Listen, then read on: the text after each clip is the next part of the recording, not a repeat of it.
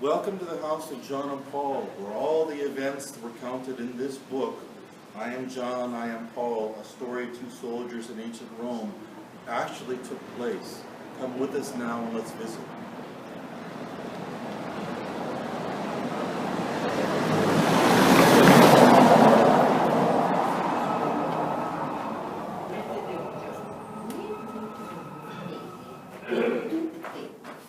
Let's go back in time.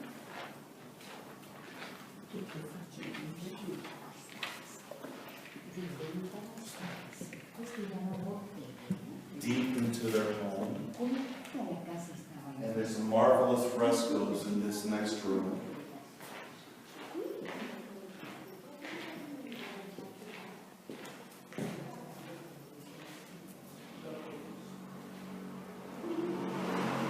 The original flooring, where these two soldiers and their friends actually walked. The incredible frescoes in this room. Look at the detail of the men, the animals, nature, filled with life. Imagine what they were thinking, what they were doing in this very room. Shall we move on?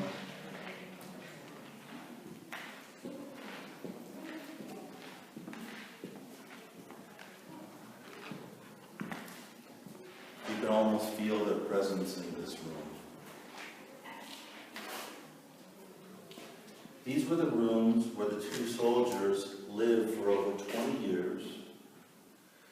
And their sister Fulvia, their friends came to visit. This was full of life. What are we coming to the next room?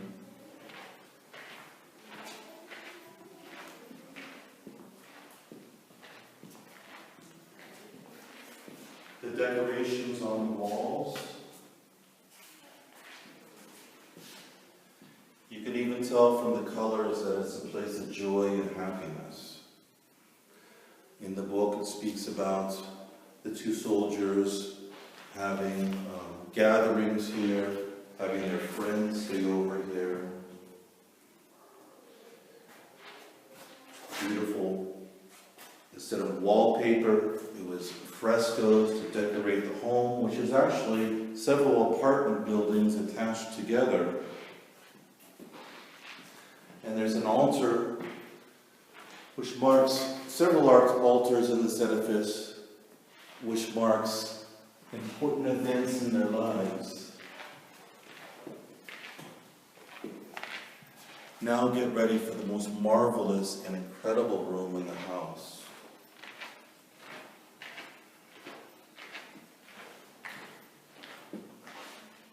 Look at this.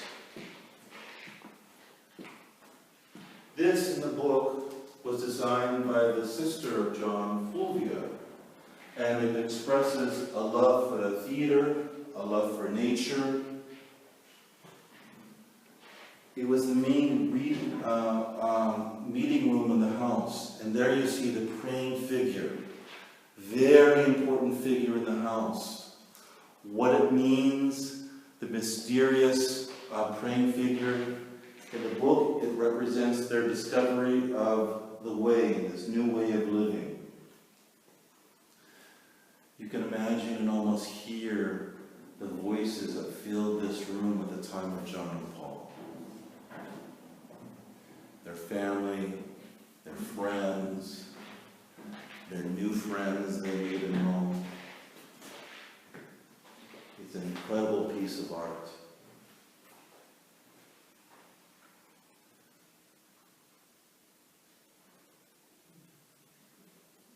If you come into this room and are quiet, you can almost hear their footsteps on this original flooring.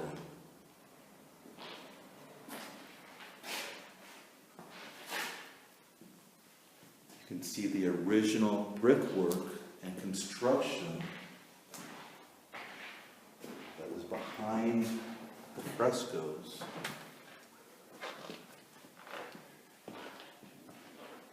And here we're going up to the upper level of the house of John and Paul.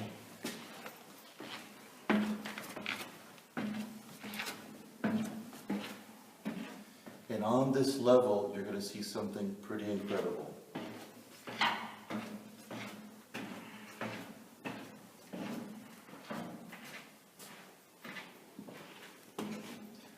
You're going to see the actual frescoes of the main characters in the book.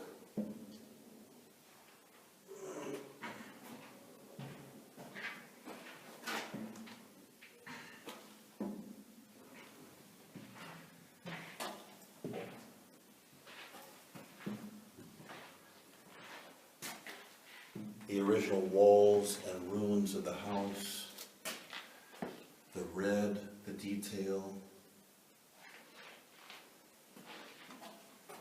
You can almost feel their presence. And I want you to see the inscriptions from the house of John and Paul. Every detail and clue tells a story. Now look at these frescoes here. They're only partially preserved. And you can see below the many levels to their house, which, if you remember, was recounted in the book too. You can see the frescoes of John and Paul and their friends, the two soldiers from Malta and Benedicta. You can see the scenes from their life. You can see Sister Fulvia, who takes up the second part of the book, and she's looking at you and motioning to you as if asking you, what do you think of these things? The praying figure in the middle and the partially preserved frescoes of John and Paul below. And here's the group of friends that forms the nucleus of our story. And you can see John and Paul in back in soldier's gear. And in back was where their bodies were found, which we're going to take a look from the other side.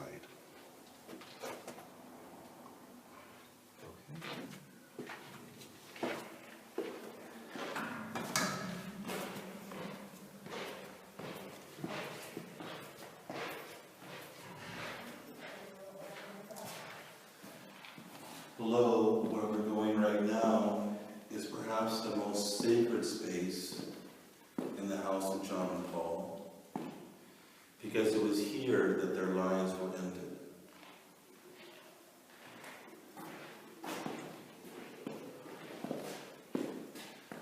Without giving away completely the story in the book and how it ends, for those of you who have not read it, this space is that place in which the ultimate sacrifice was made. And you can see on this plaque that it describes that the two had the courage to leap into the afterlife together. And let's look where their bodies were actually hidden after they were killed.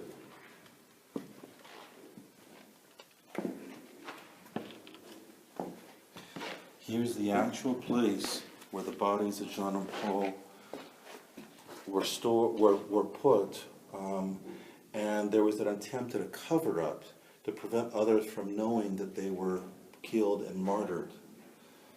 Centuries later, their bodies were found in this spot and were brought up to the upper level in the church. But this is where the events took place. And this is where the proof of their love actually happened and unfolded. Then the house gets more interesting because we're walking into an area that we can tell was once a street in ancient Rome from the paving. And this was actually part of their house when the two apartment buildings were joined. And now we're coming down into the basement. We could see here through the opening where the bodies of John and Paul were discovered, and they were put after they were killed in the house in the attempted cover-up, a cover-up which ultimately failed as you read in the book.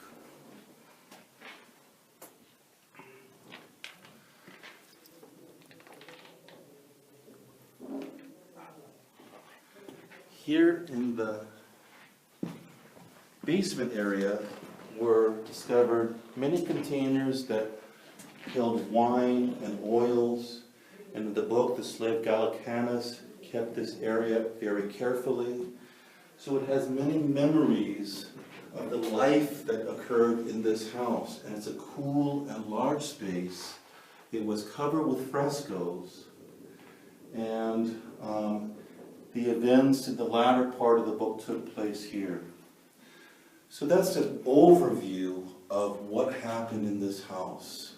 And to experience yourself, come here, read the book, and experience history that comes alive.